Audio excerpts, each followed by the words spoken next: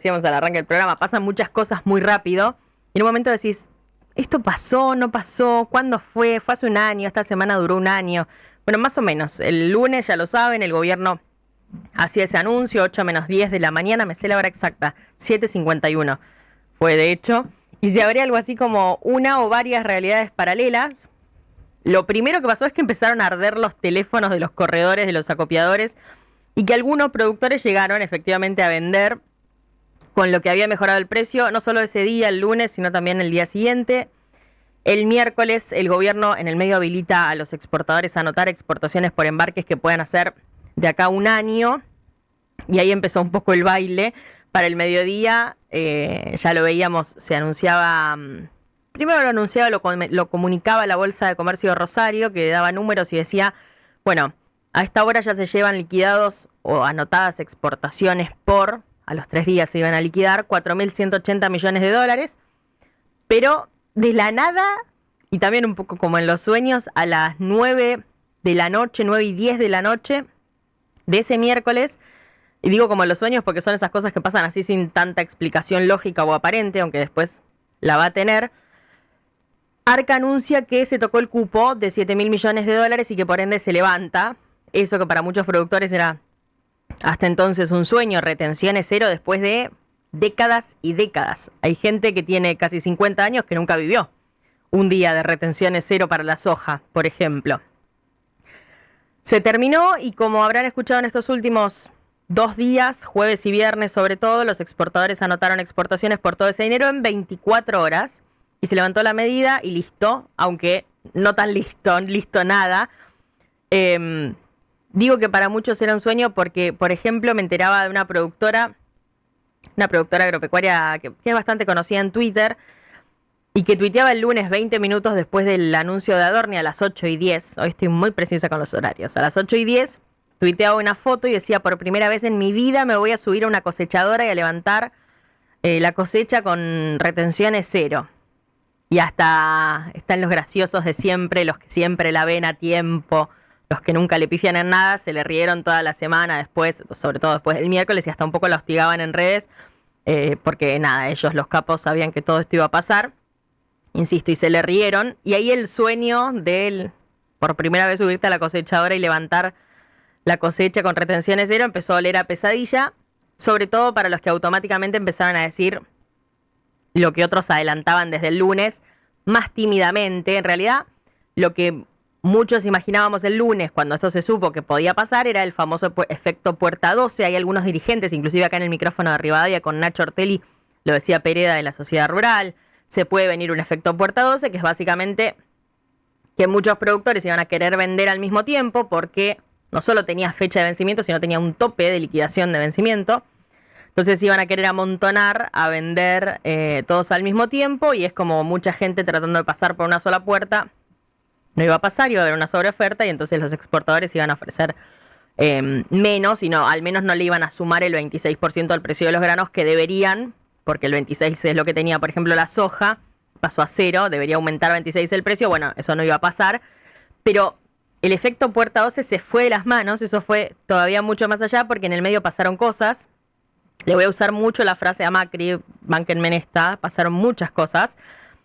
En el mismo momento en el que anunciaba el miércoles a la mañana Scott Bessent, el secretario del Tesoro de los Estados Unidos, los 20.000 millones de dólares que llegaron para calmar los mercados en Argentina, para bajar la incertidumbre, en ese mismo tuit, Bessent decía, estamos trabajando con el gobierno argentino para terminar con este tax holiday, como con este feriado impositivo que tienen los productores de commodities o de materias primas. Eso decía el tuit de Scott Bessent, traducido al español, por supuesto.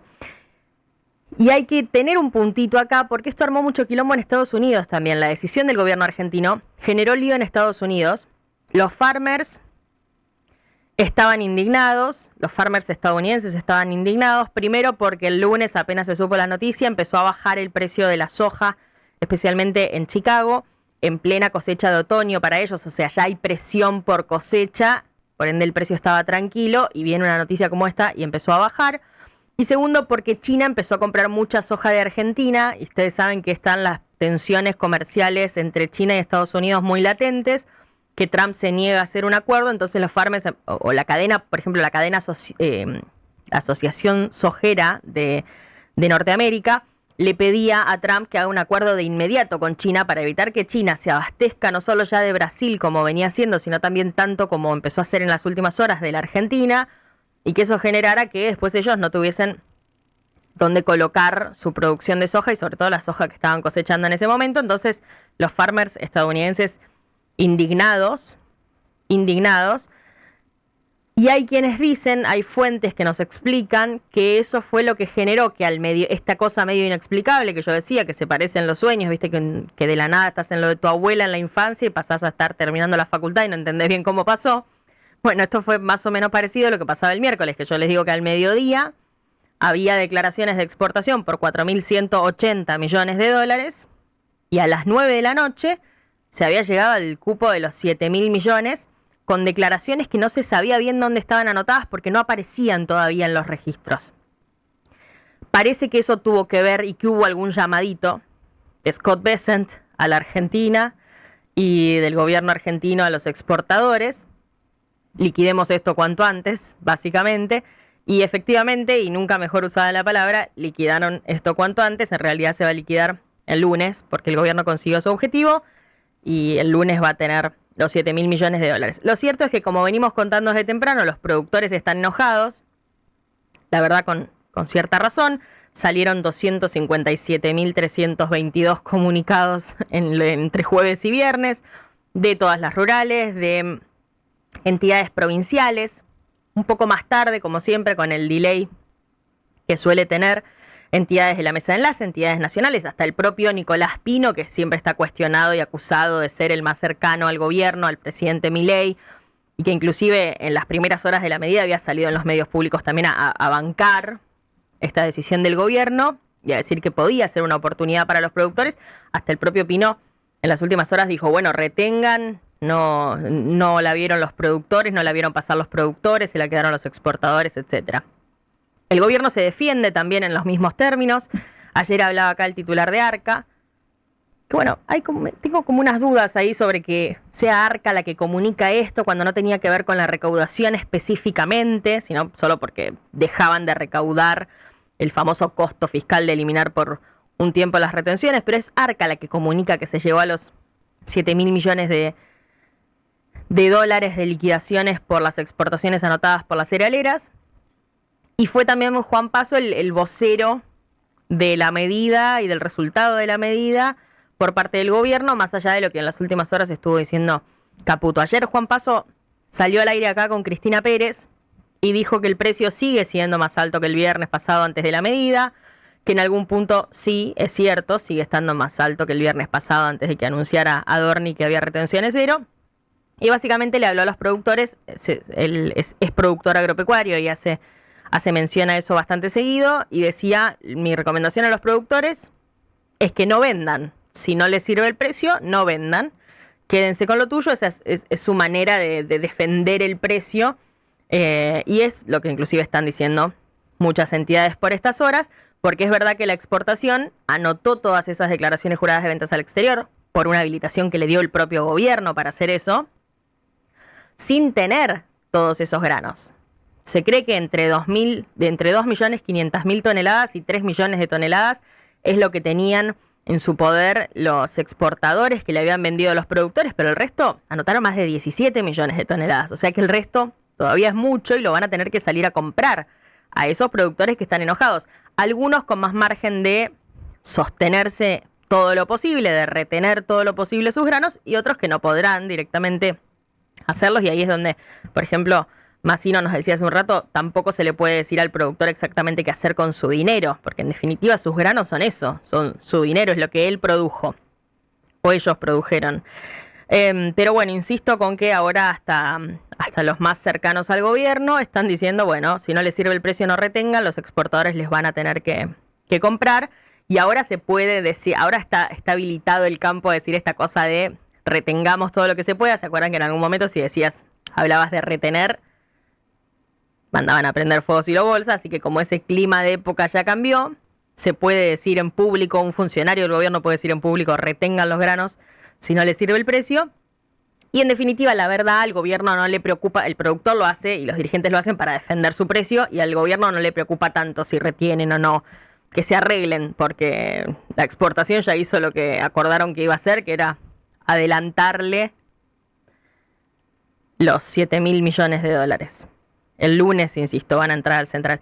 En el medio de este río revuelto, mi parte favorita es que pasan cosas de lo más insólitas. Por si lo que pasó hasta acá, si el negocio que han hecho las cerealeras con esta decisión intempestiva del gobierno no fuese insólito, que la verdad que no lo es a estas alturas, sí pasaron cosas insólitas, que el mismo día que anunciaban, por ejemplo, las retenciones cero, Provincias Unidas, este frente de los gobernadores, abiertamente los gobernadores anti-retenciones, lo escuchamos mucho, y un frente que va a competir ahora en las elecciones de octubre, sumaba a sus filas en la ciudad de Buenos Aires a Martín Lustó, el creador de la 125. El mismo día que se anunciaba la rebaja de retenciones, la eliminación, Provincias Unidas sumaba a Lustó, al creador de la 125. Es el frente de Juan Schiaretti, que mientras fue gobernador en todos los discursos incluía su rechazo a las retenciones como algo que distorsionaba mucho la producción. Es el mismo frente de Monzó, de Emilio Monzó, que lo mandó a echar Néstor Kirchner de la provincia de Buenos Aires en el gobierno de Scioli por estar abiertamente a favor del campo en el 2008 en pleno debate por la 125. Y además revivieron todos los fantasmas en formatos absolutamente complejos, raros, pero fascinantes de ver. Cualquiera empezó a decir que defendía a los productores agropecuarios que quedaron indefensos en este negocio de la exportación acordado con el gobierno. Guillermo Moreno tuiteó a favor de los productores agropecuarios. No la viste venir, no la viste venir. Jorge Capitanich tuiteó a favor de los productores agropecuarios. Anoche apareció un proyecto de ley que va a entrar al Congreso y que escribió y presenta Leandro Santoro, para que las cerealeras tengan que devolver, y atendeme que le estoy poniendo comillas a devolver, el margen que se quedaron, y escúchate esto, destinar el 80% de eso a financiar un bono a los jubilados y un 20% al Garraham. Los dos lo recontra merecen. Pero primero un loco porque no conocen, un loco el proyecto como tal, porque no conocen para nada el mercado de granos.